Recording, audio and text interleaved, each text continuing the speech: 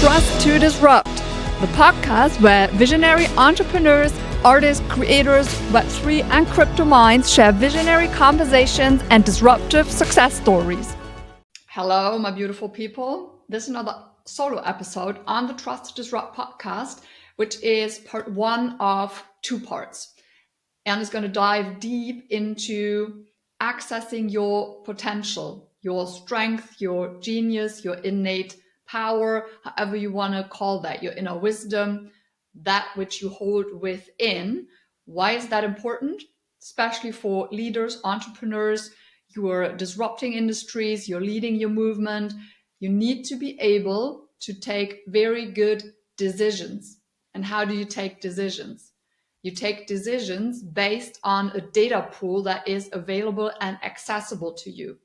Because based on the information that you have, you take a decision which leads to action, which creates a result, right? Quite simple. So the question is, if you want different results, disrupting your industry, leading in a bigger way, reaching more people, serving with higher impact, you know that there is this urge within you. The question is then, how do you create these results? Because we all know we're not in the era anymore where it is a sheer race of more, and working harder. Yeah. I know some industries claim about working smarter, right? But a lot of that stays in the same realm and box of optimization, whether that is a process optimization or self-optimization, but it means you're using what you already know and you manipulate it in a way.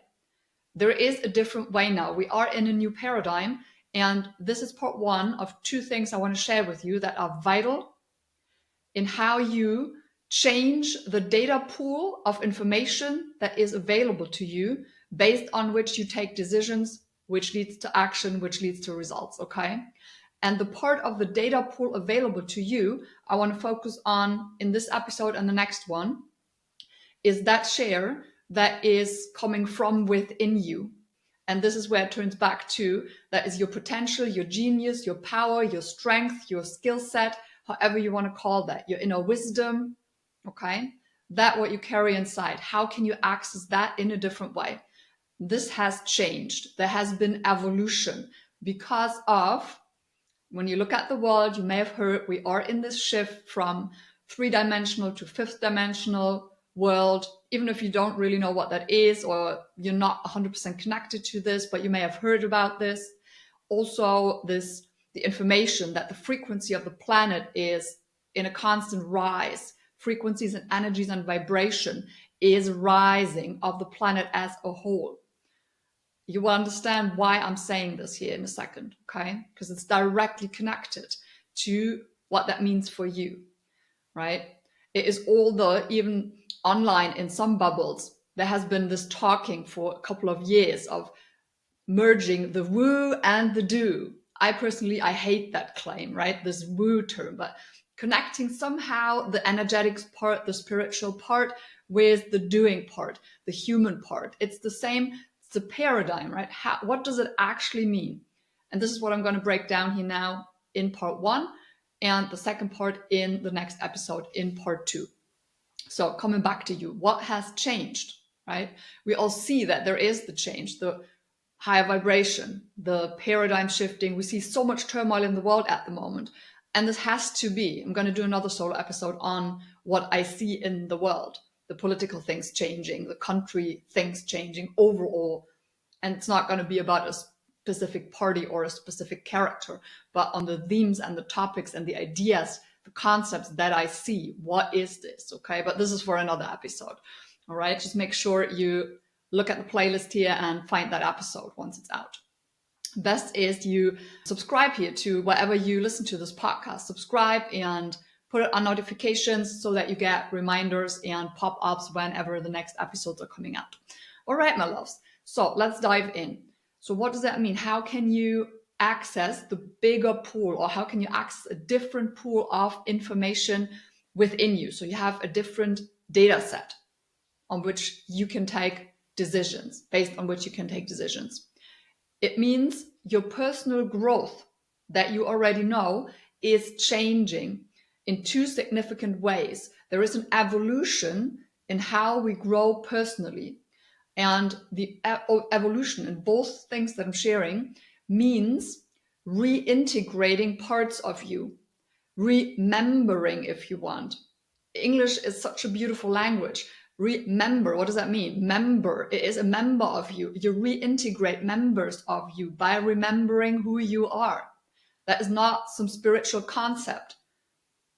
That actually is a very logical process. Okay? And you'll see in a minute how and why. But this is both things I'm sharing are under this concept. The first one we focus on in here is what is your human part, and that will probably be easier to also understand for your brain. Your brain will find this easier to follow along with because it's closer to what it already knows. Okay, you're getting already the hint. By broadening your data pool, you need to allow to include and add things that you don't know yet, that go beyond what your brain and your cognitive mind already know. Otherwise, you stay in the cycle of optimization, which we don't want, because that is not what is going to take you out of that.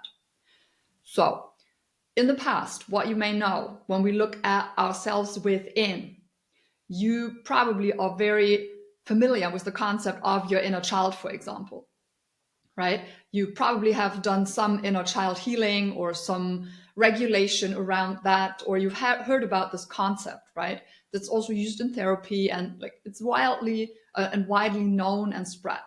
So this is a part of you, right? Your inner child is one part of you, one character, one archetype, if you want. Let's talk about archetypes in this, right? Archetypes, and one paradigm shift in all of this is we don't heal any longer as a focus to grow. Healing takes place along the way, but the focus of the path heading towards to is maturity. So the paradigm shift also is we're moving away from, oh, I need to heal something. No, you will mature. You will find the archetypes within you, the parts within you of your human maturity journey. The maturity journey into more wisdom, into a more mature version of you.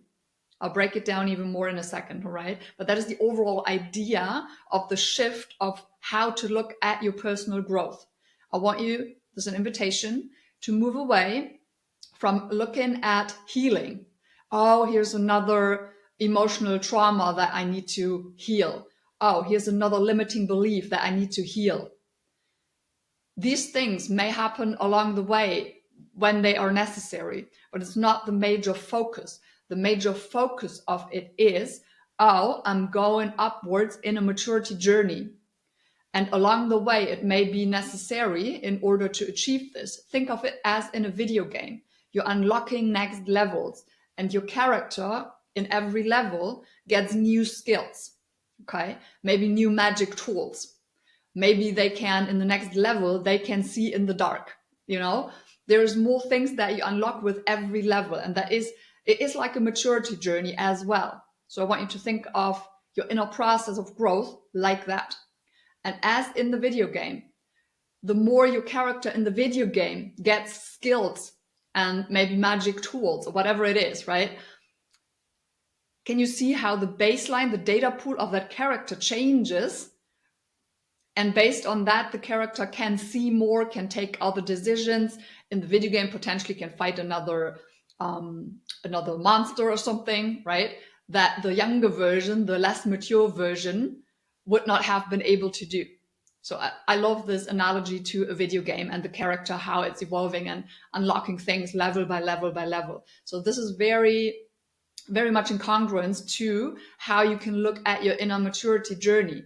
And that is one stream, if you want, of personal development, how this has shifted and evolved for you. And we're also moving away from, that was even before the time when we used to look at only the healing part and focusing on the inner child. And, you know, a lot of healing was on that and around that. And that was great. It still is a great concept. Just it is not so much in the center any longer. What really gives you access to more of your power, more of your strength, your inner talents, your genius, all that potential that you hold, is what I'm about to share, okay? One thing I want to say is, this is also, you may know or may not know, this is also from therapy, if you want, the concept, the idea.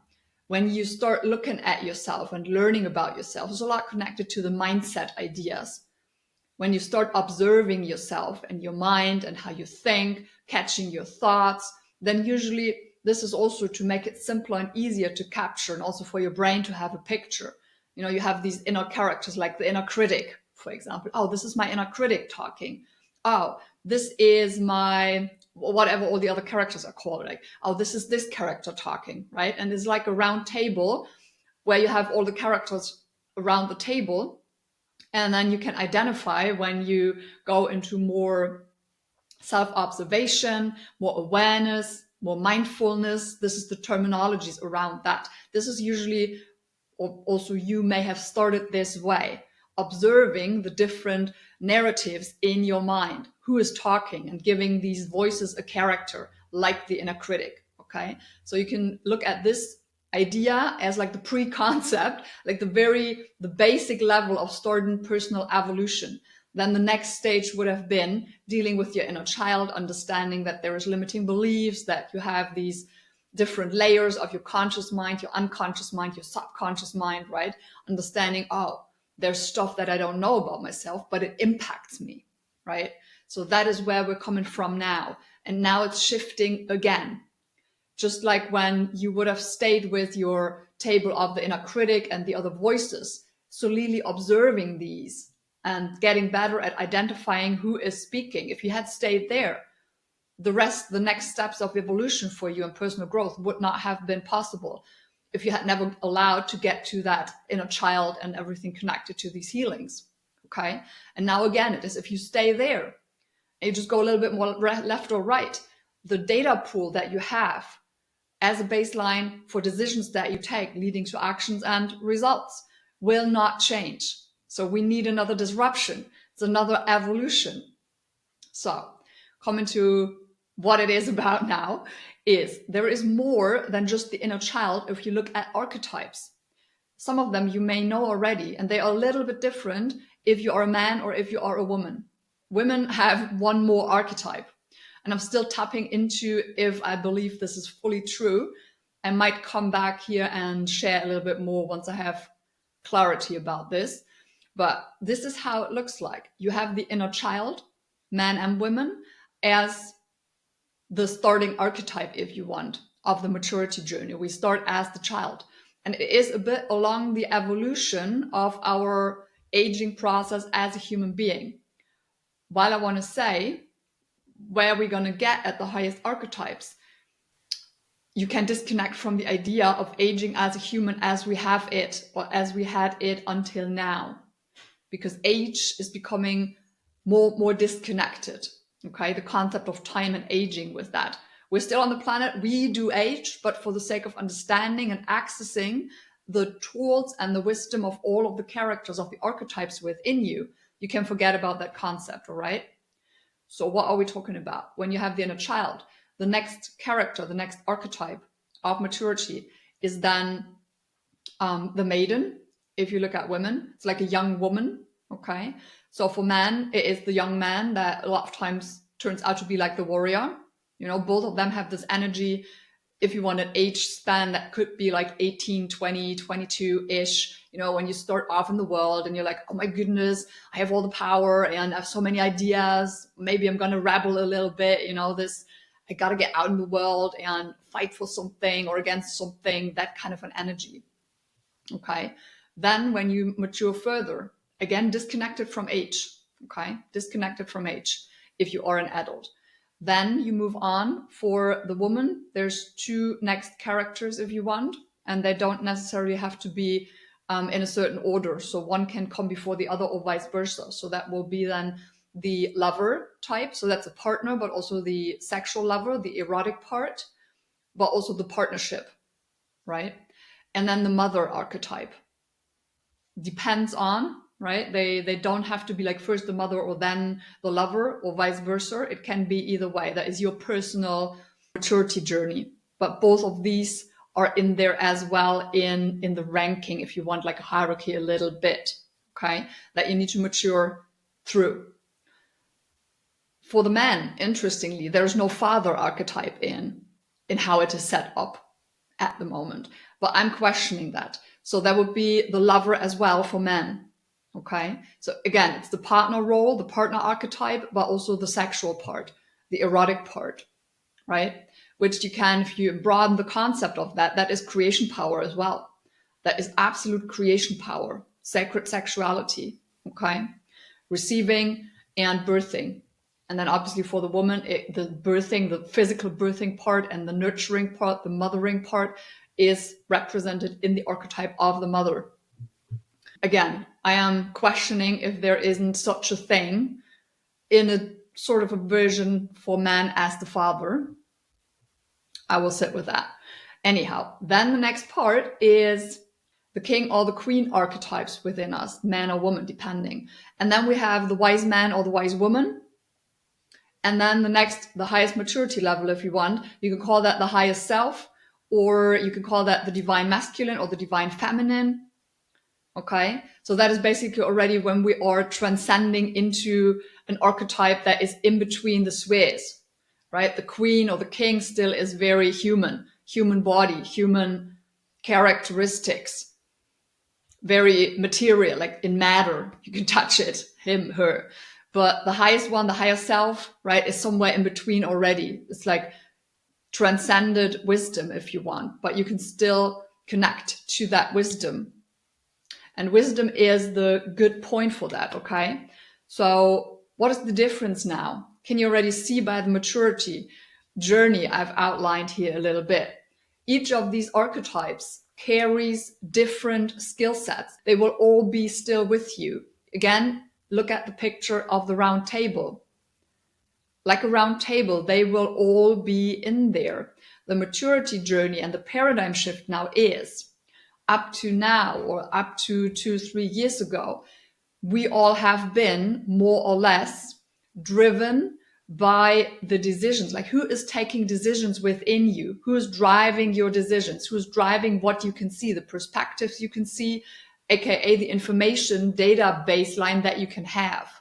And up to now-ish, this has been majorly driven by all of the archetypes up to the lover and the mother, or for man, just the lover, and then also influenced by the warrior or the maiden, and also for parts by the inner child. But the major decision-making characters have been the lover and the mother, or the lover and then the warrior, and a bit the maiden, right? But they can only see so far. If you now want to go further, create bigger, not for the sake of hustle, right? So, but in a different way, because you have a different data set available as a baseline, you have to integrate now more and more your king and queen and the wise man and the wise woman, because they carry a different data set of wisdom.